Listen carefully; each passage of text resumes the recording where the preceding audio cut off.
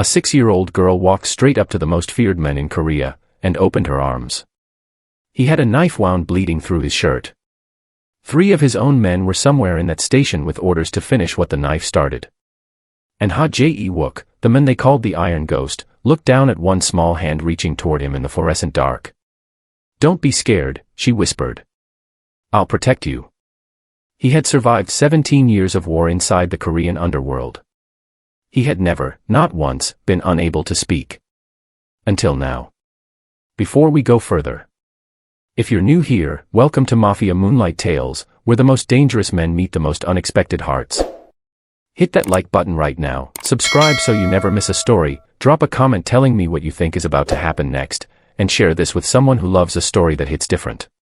Alright. Let's go back to Platform 4. Je-Wook, the Iron Ghost.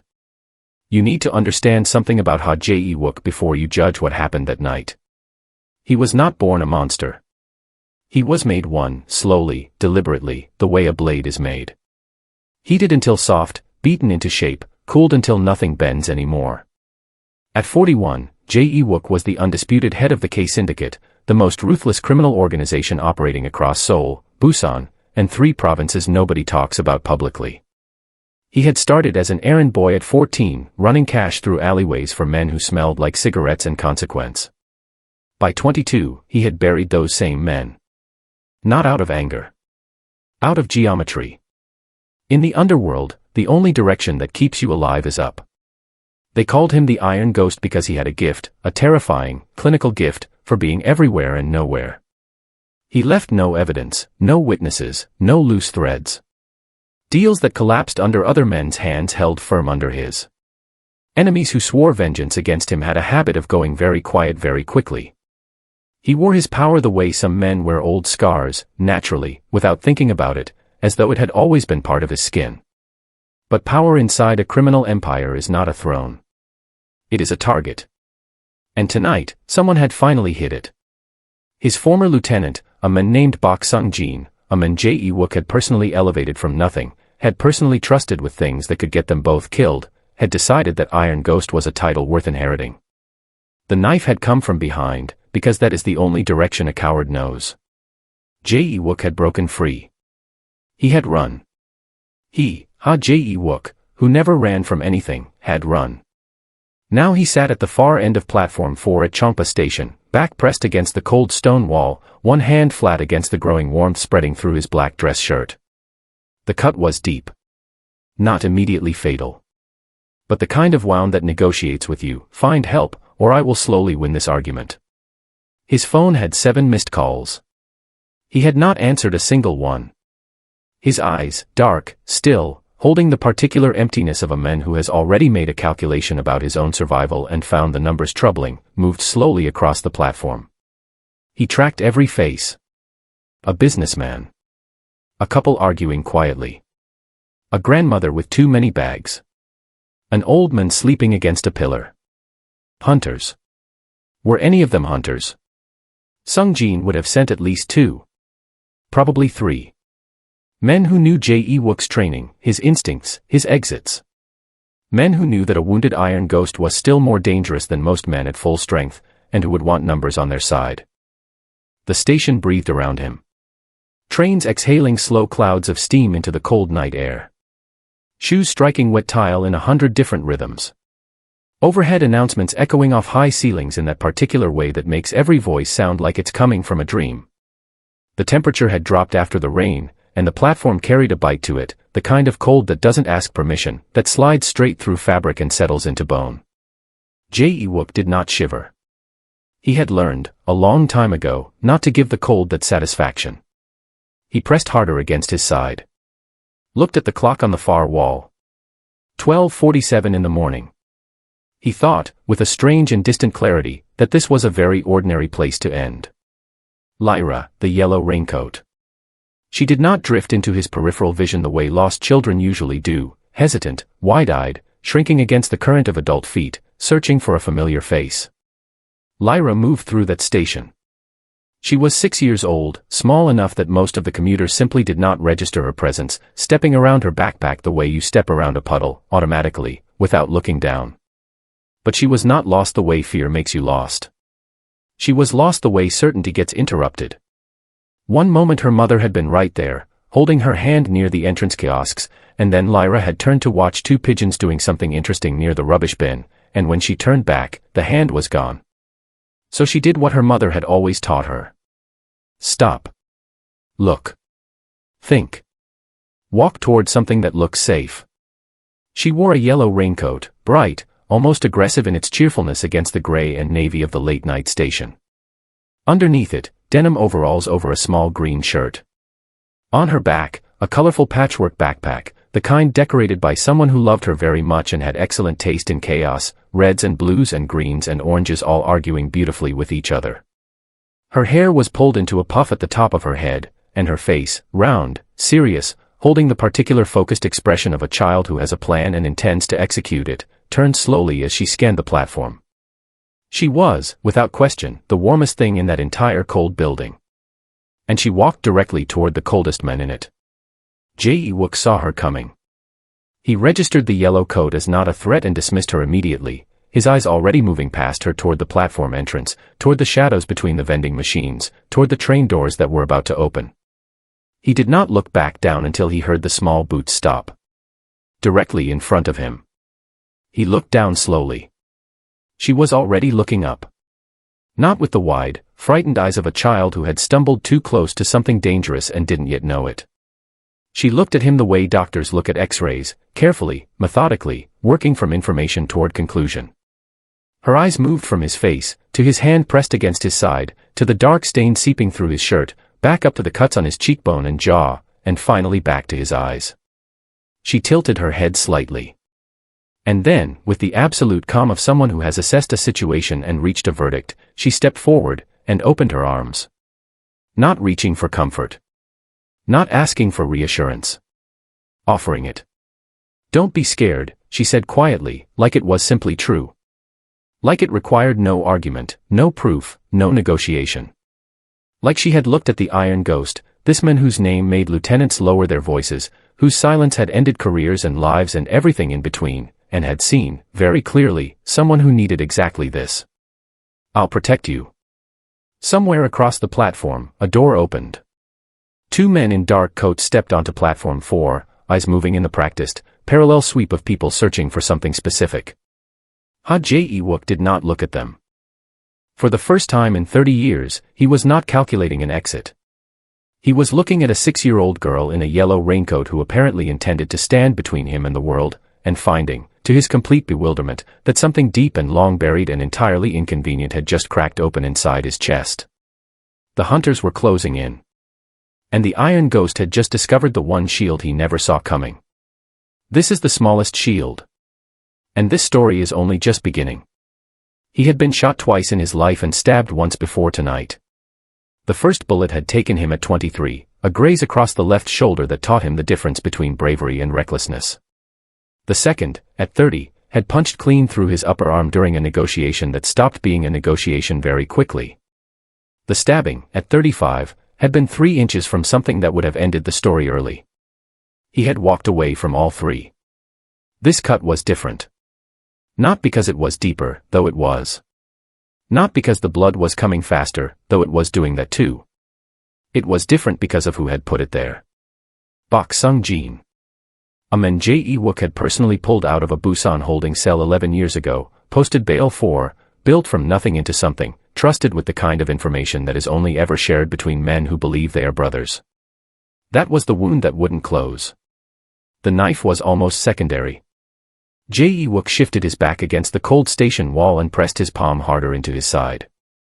The pain arrived in slow, deliberate waves, the way serious pain always does, not screaming, but insisting. Reminding him, with quiet authority, that the body keeps its own ledger and eventually demands payment in full. He could feel his shirt soak through now. He did not look down at it. Looking at it would make it real in a way that was not currently useful. His eyes stayed on the platform. The 2 men in dark coats had moved toward the north end, checking faces near the ticket barriers. Professionals. Patient. They would work the space methodically, the way Je-Wook himself had taught men to work a space. He had, without meaning to, trained the people now hunting him. There was something almost elegant about that, in a way that gave him no comfort whatsoever. He was calculating exits, angles, how far he could move before the blood loss started making decisions for him, when the yellow coat appeared at the edge of his vision and did not stop. He had already dismissed her. He was already looking past her. Then she opened her arms, said those 6 words, and every calculation dissolved. For a long moment, neither of them moved. The station continued its indifferent breathing around them, announcements, footsteps, the distant mechanical sigh of a train. Je-Wook looked at her. She looked at him. And unlike every other person who had ever looked at Je-Wook and found something in his face that made them step backward, this child found something that made her step forward. She unzipped her colorful backpack with the focused efficiency of someone who had done this before. Je-Wook watched, genuinely unable to explain to himself why he had not stood up, why he had not walked away, why he had not done any of the 17 practical things his training was loudly suggesting. She produced a small plastic pouch. Opened it. Reached in with 2 fingers. And held out a band-aid. It had cartoon bears on it. 3 small brown bears in various cheerful positions, printed on a beige strip barely longer than her thumb. Je-Wook stared at it. Then he looked at the dark, spreading stain covering the entire left side of his shirt, a wound that needed pressure, stitches, and probably a hospital, in roughly that order of urgency, and then back at the band-aid. "It's the big one," Lyra said seriously, as though this settled the matter. Je-Wook, feared across 3 provinces, respected and feared in equal measure by men who feared very little, felt something shift in his chest that had absolutely nothing to do with the knife wound. He held out his hand. She placed the band-aid in it with the solemnity of a surgeon handing over an instrument. "I have 2 more," she said. "Just in case." Je-Wook had, over the course of his career, made grown men leave a room simply by looking at them. Not by speaking. Not by moving. Just by turning his eyes in their direction with a particular quality of stillness that communicated, without ambiguity, that the conversation was over before it began. He tried this on Lyra. She was rearranging the contents of her backpack with the focused concentration of someone reorganizing a very important office, and she felt his gaze, looked up, studied his expression for a brief moment, and then returned to her backpack. Completely unaffected. Je-Wook had not been looked through like that since he was 14 years old. He tried a different approach. He straightened slightly, let the full weight of his posture do what it usually did, the particular language of a man who occupies space on purpose, who makes the air around him feel intentional and faintly dangerous. He said, quietly and with great finality, "You should go find your mother." Lyra paused. Considered this with appropriate seriousness. Then said, "I'm waiting for her to find me. Mama says if you're lost, you stay in one spot." She looked up at him. "Are you lost?" "No." "Then why aren't you moving?" There was no adequate answer to that. Je-Wook said nothing, which Lyra apparently interpreted as an invitation to sit beside him on the bench, which she did, settling her backpack onto her lap and smoothing the front of her yellow raincoat with both hands. "I'm Lyra," she said. He didn't respond. "You don't have to tell me your name if you don't want to," she said generously. "I'll just call you Mr." He looked out at the platform. The men in dark coats were no longer visible near the ticket barriers. That was worse than when they had been visible. He needed to move within the next few minutes. He needed to stand up, create distance, find an exit, stop this conversation from continuing in any direction. He did not stand up. "I'm very brave," Lyra said conversationally, as though he had asked. "That's my superpower. Mama says so. Everyone thinks their child is brave." "I know." She nodded, unbothered by the skepticism. "But mine is real because I walked up to you, and you have a very scary face." She said this with the gentle matter-of-factness of a weather report. "And I wasn't scared even a little bit." Je-Wook looked at her. "My other superpower," she continued, "is kindness. Mama says kindness is actually stronger than being tough. She says tough people only stop bad things from outside. Kind people stop bad things from inside." She tapped her small fist briefly against her chest for emphasis. The station clock read 12:54. He was running out of time. "Lyra." He kept his voice flat, deliberately cold, the voice he used with people who were about to make a mistake they couldn't take back. What's near me is dangerous. You need to be somewhere else. She looked at him for a long moment, really looked, with that same careful, unfrightened assessment she'd used from the beginning, and then she reached out and very gently placed her small hand over the back of his scarred one. Then I'll be brave for both of us, she said simply. Something moved across Je-Wook's face that he couldn't stop in time. Something that came from a place so far behind his eyes, so buried beneath 30 years of careful architecture, that he hadn't even known it still existed until it crossed his expression uninvited. He looked away first. The Iron Ghost, who had never lost a staring contest, who had never been the first to look away from anything, not once, not in 30 years, looked away first.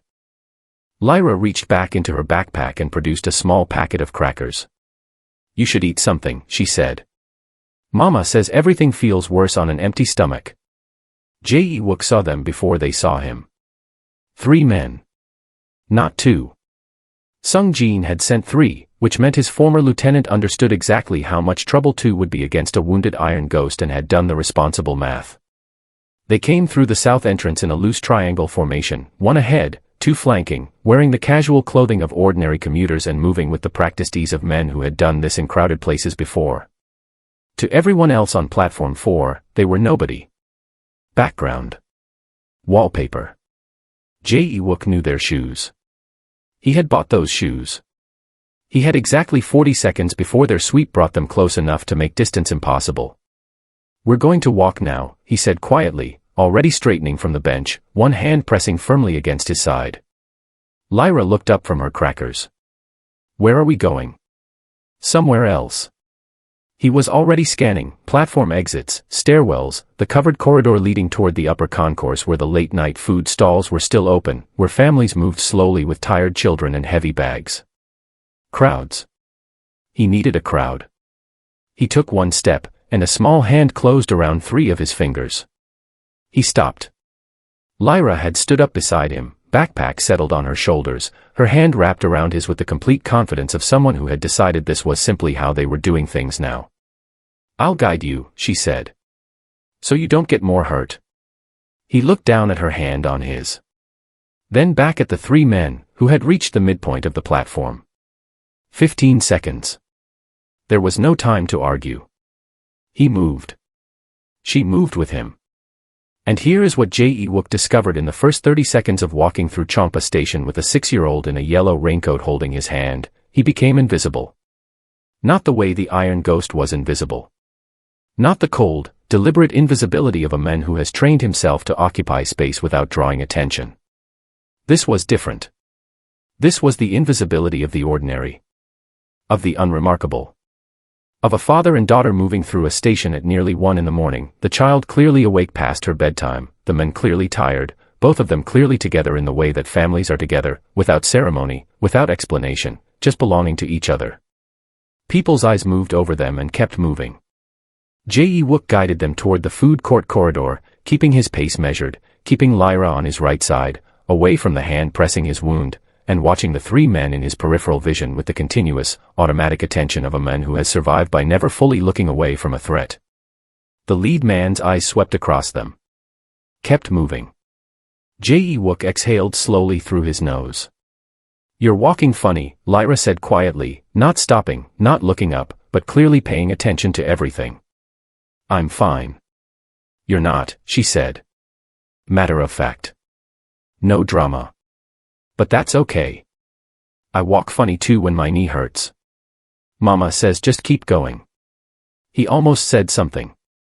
He caught it before it reached his mouth and swallowed it back down. But it had been something.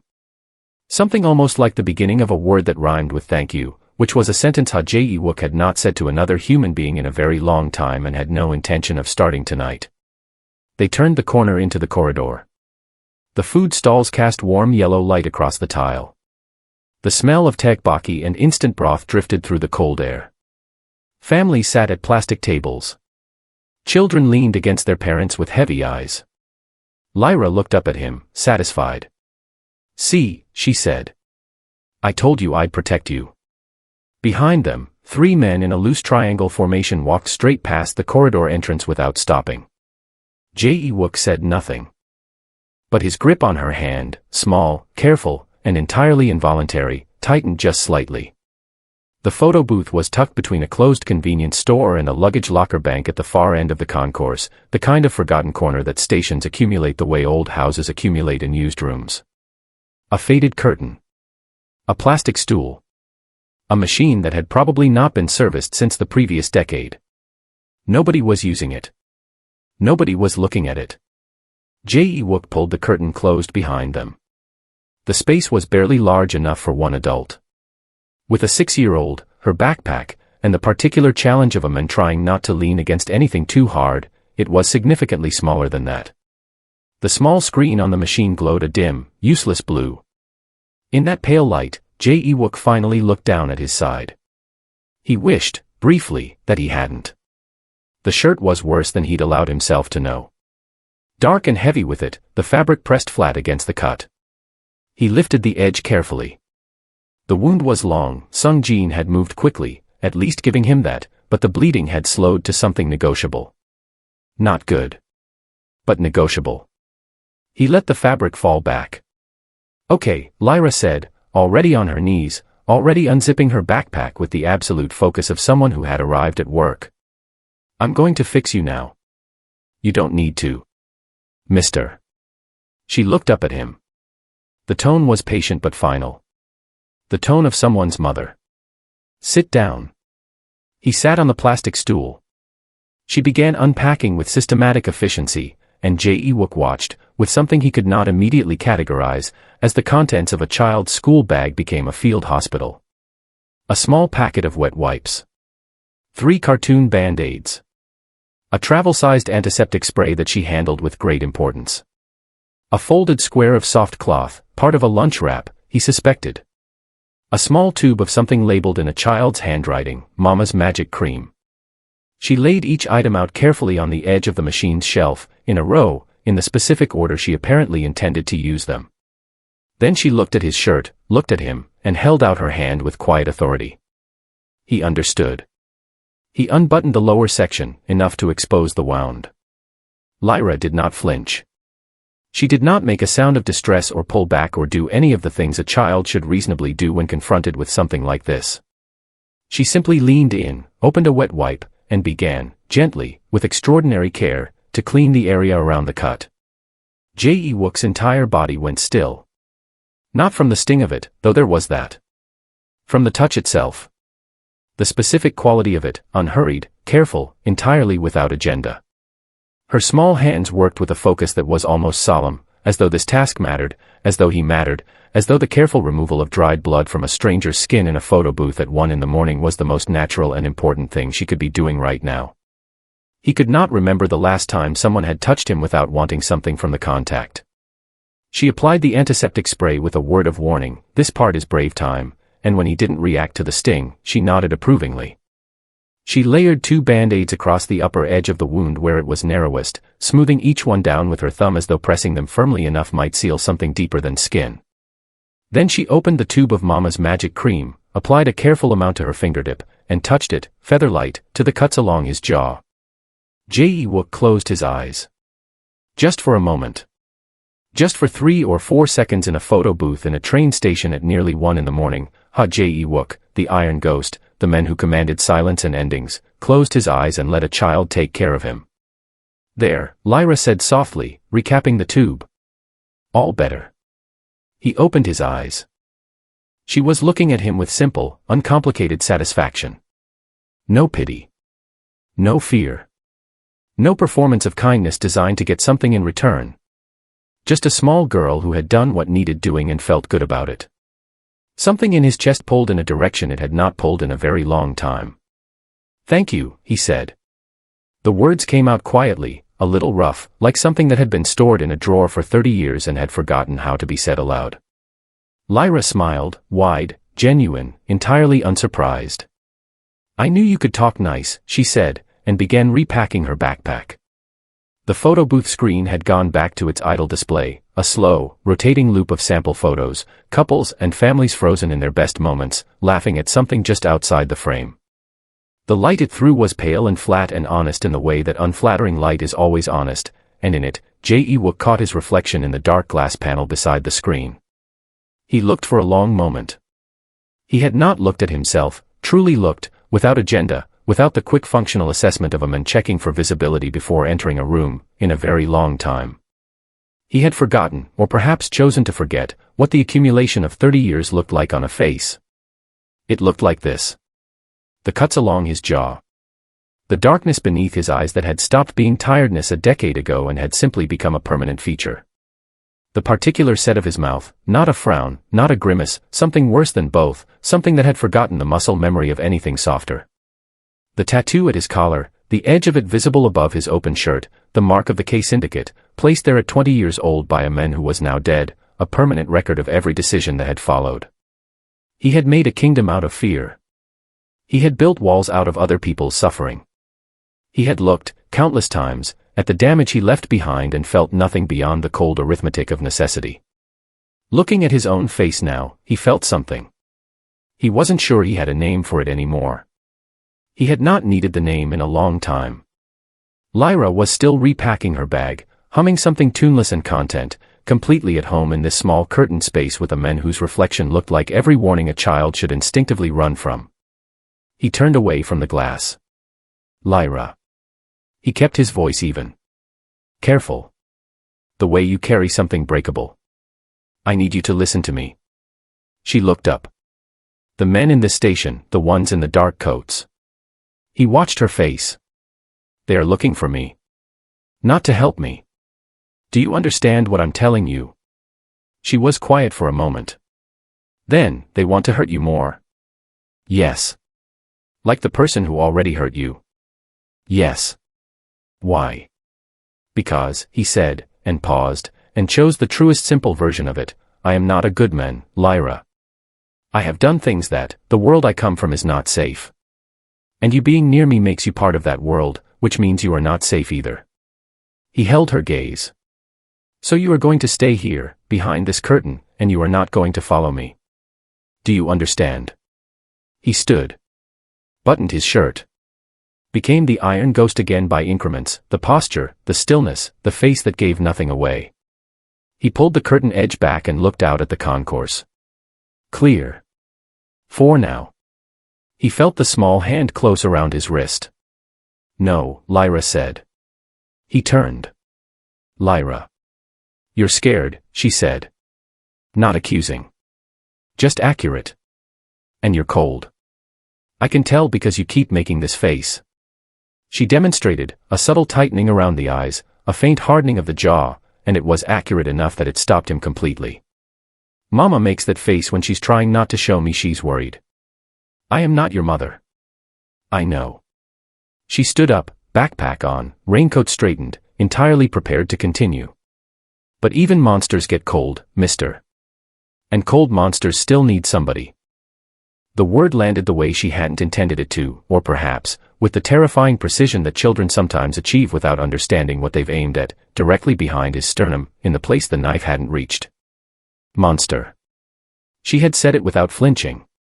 Without cruelty. As simply as she said everything, as a fact that changed nothing about what came next. Even this, her tone said. Even you. Je-Wook stood in the gap of the curtain for a long moment, the concourse behind him, the child in front of him, the cold coming through from both directions. He let the curtain fall closed. Stay on my right side, he said quietly. And don't let go of my hand. Lyra nodded, satisfied, and reached up for him. He took her hand. And somewhere in the locked architecture of Je-Wook's chest, something that had been sealed for 30 years shifted, not breaking, not yet, but moving, like a door that has been closed so long it has forgotten it was ever meant to open. The food court was the safest and most dangerous place in the station simultaneously. Safe, because it was populated, a scatter of late-night travelers sitting at plastic tables under warm fluorescent light, trays of food cooling in front of them, the particular exhausted quiet of people mid-journey who have stopped caring about appearances.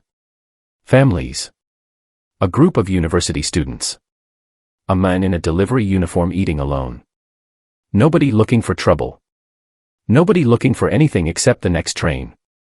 Dangerous, because one of Sung Jin's men was sitting at the far left table with a paper cup of vending machine coffee, his eyes doing the slow, patient work of someone who has been told to wait and is very good at waiting.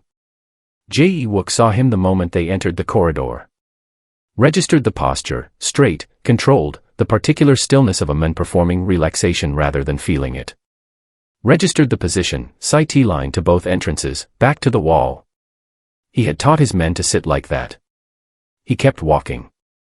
Same pace. Hand in Lyra's. His right hand, the free one, moved to his waist, found the grip of the weapon holstered beneath his jacket, and rested there. Finger outside the guard. Ready, without being committed. The oldest calculation in his world, not yet, but close. They took a table in the middle of the room.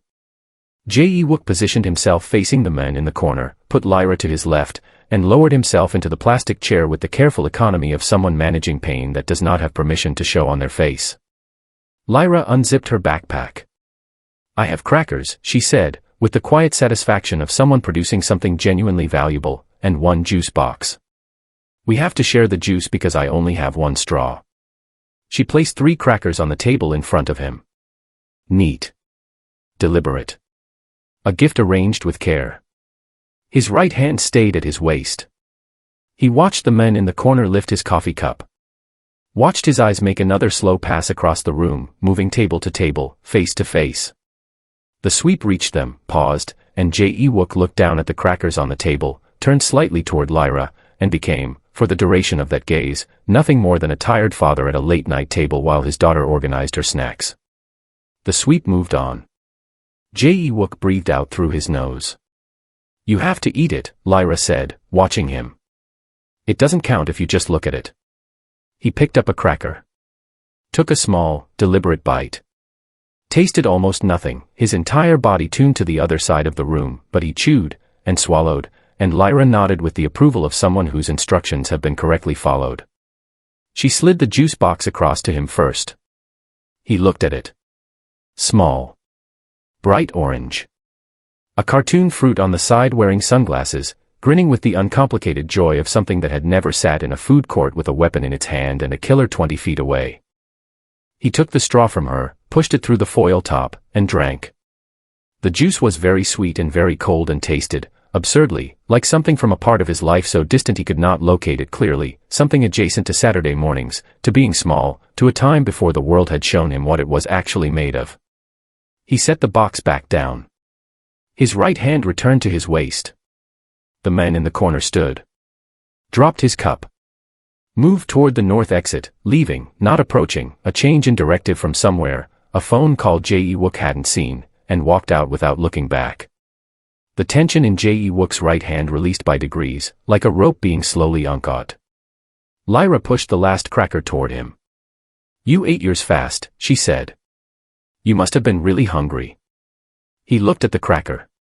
At the small hand that had pushed it across a plastic table in a train station food court while men who wanted him dead moved through the same air. At the complete, unbothered generosity of a child who had simply looked at him and decided he deserved the last one. His right hand moved away from the weapon. Came to rest on the table. He picked up the cracker. "Thank you," he said. The words came easier this time. Only slightly. But easier. Lyra smiled and reclaimed the juice box. "See," she said, taking a long sip. "Everything is better when you eat." The food court had thinned out. A train had come and gone, pulling most of the remaining travelers with it, and now only a handful of people remained, scattered, quiet, each folded into their own private waiting. The station's 1 a.m. version of itself was slower, emptier, the overhead lights seeming somehow colder without enough people beneath them to justify their brightness. Je-Wook had not seen Sung Jin's men in 11 minutes. That did not mean they were gone. It meant they were somewhere he couldn't see, which in his experience was always worse than somewhere he could. He needed information. He needed to move again soon. He needed, in the most immediate practical sense, to think clearly, and the blood loss was beginning to have opinions about that. He looked at Lyra. She was tracing a pattern on the tabletop with one finger, quietly content, occasionally glancing toward the corridor as though expecting someone to appear at any moment. "Your mother," he said. "She knows you're here?" "In the station." Lyra nodded. "We came together." We're waiting for my daddy. Something in his chest registered the word before his face could decide what to do with it. He's coming on a train. He was supposed to. She said it simply, without the weight an adult would have placed on those 3 words. Children state facts before they understand the full gravity of them. His train was at 11. But then Mama called him and he didn't answer. And then she called again. A small pause. He still didn't answer. Je-Wook said nothing. Mama went to ask the men at the counter. That's when I saw the birds. She looked up at him, checking whether he was following. He was. And then when I turned around, Mama wasn't there. So I walked to find a safe person. You found me, he said. The words carried more irony than he allowed onto his face. You looked like you needed help more than I did, she said, as though this were the most reasonable selection criteria in the world. He was quiet for a moment. Then, carefully, does your father miss trains often? Lyra thought about this with genuine consideration, giving the question the honest attention it deserved. Then she said, Mama says Daddy has a complicated job. And complicated jobs make people complicated. She tilted her head slightly. Do you have a complicated job? The question arrived with no trap in it, no subtext, nothing but the simple curiosity of a child connecting information. And still it hit him somewhere unguarded, because the honest answer, the real, stripped down, accurate answer, was not yes, I run a criminal empire. The honest answer was, I had a complicated job, and it made me complicated, and I used that complication as a reason never to become anyone's father, anyone's husband, anyone's anything. He had told himself, for 30 years, that this was discipline. Strategy. That men in his position could not afford attachments. Looking at Lyra now, at the careful way she was watching the corridor, still believing her father was coming, still waiting with a patience and a faith that had not yet been taught to have an expiry date, he understood, with a clarity that the blood loss had perhaps stripped him down to, that it had not been strategy. It had been fear. The same fear he had accused the world of having toward him. Turned inward. Dressed up in the language of practicality and worn so long he had forgotten what was underneath it. They were both waiting for someone, he realized. In different ways, for different reasons, with entirely different chances of that person ever arriving. He had spent 30 years becoming a man no one waited for. The station clock moved to 1:09. He'll come, Lyra said quietly. Not to Je-Wook.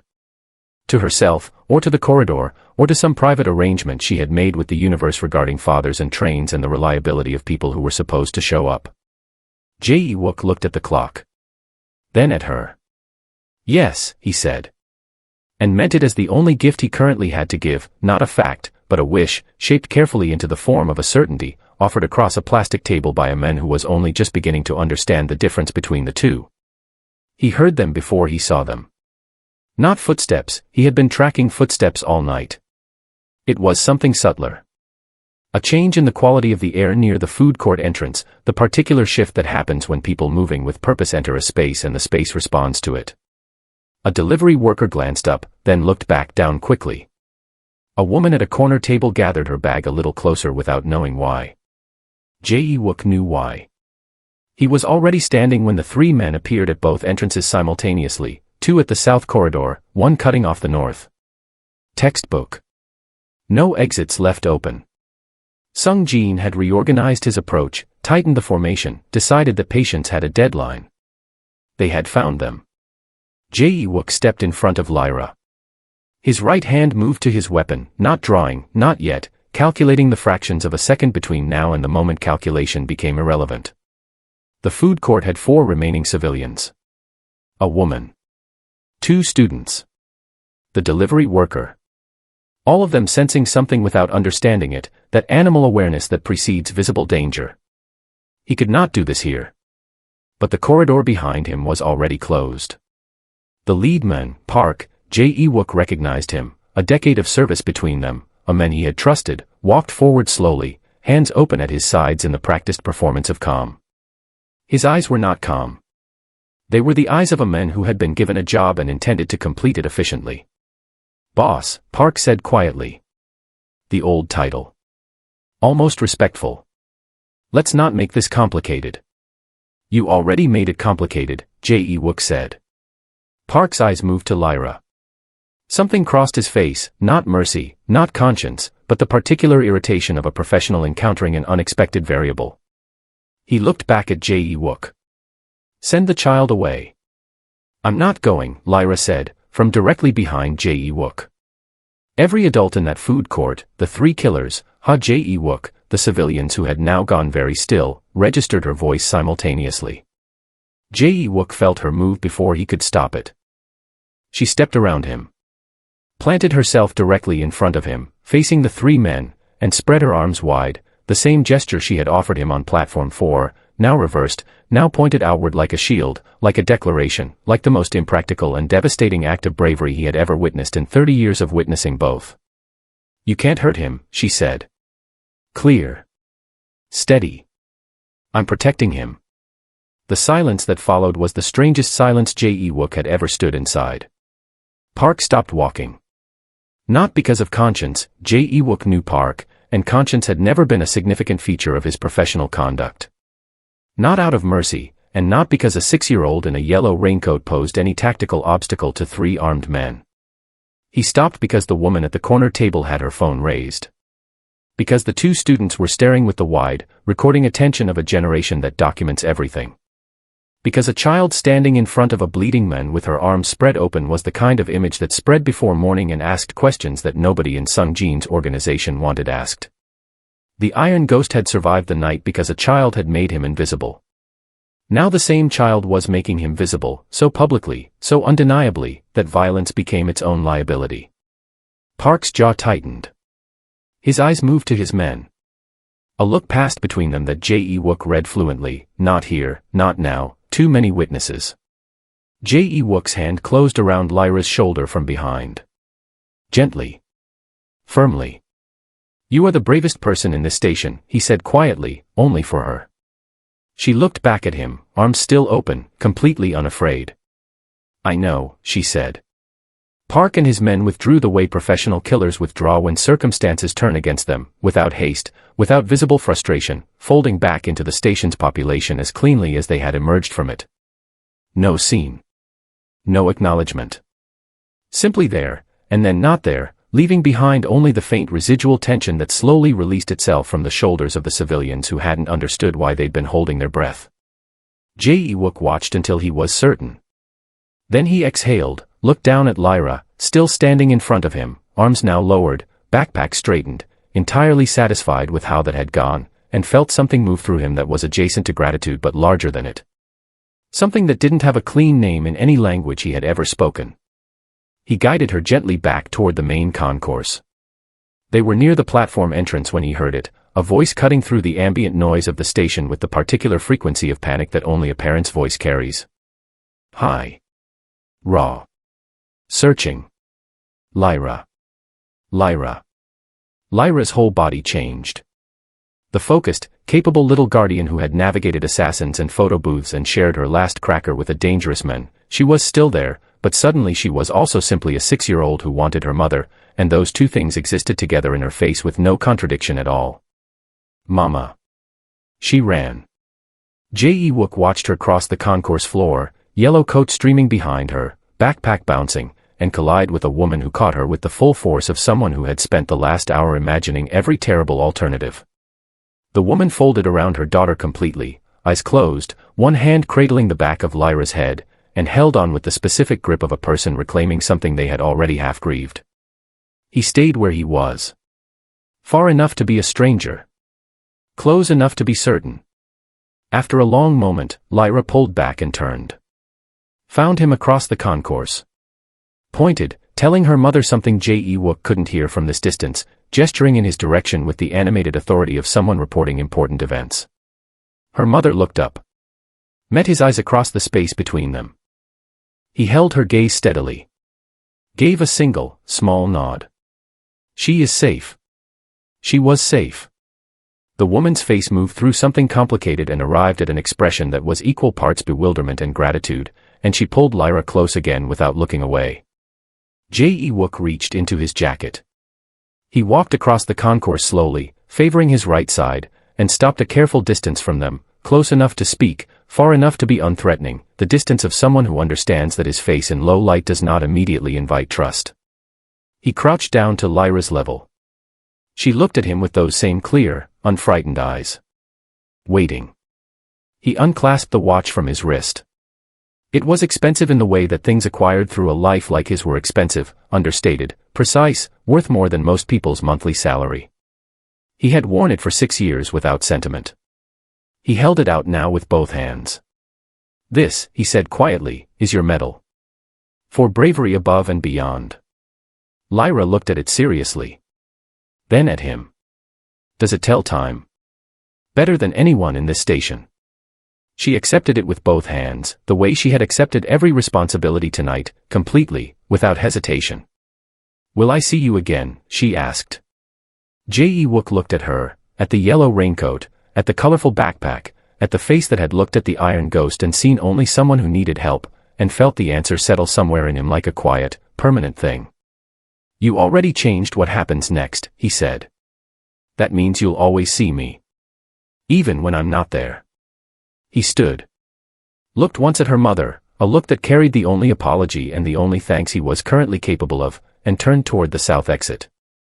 The station doors opened. The night air came through, cold and wide and indifferent. Je-Wook walked out into it. He was bleeding. He was hunted. He had nothing resolved and everything still to face. But something had been returned to him tonight in a train station by a child in a yellow raincoat, something he had written off as permanently lost, collateral damage of the life he had chosen, a cost he had long since stopped grieving. He walked into the dark, and for the first time in 30 years, the dark did not feel like where he belonged. 3 years later, Je-Wook sat in a small, unremarkable office on the 4th floor of a community rehabilitation center in Mapo District, Seoul.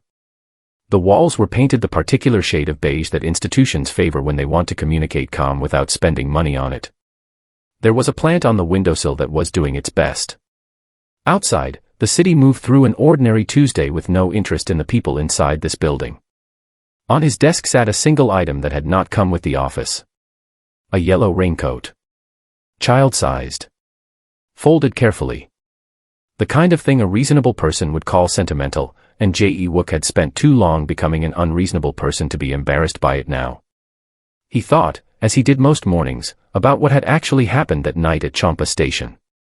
Not the logistics of it, the assassins, the wound, the narrow escapes.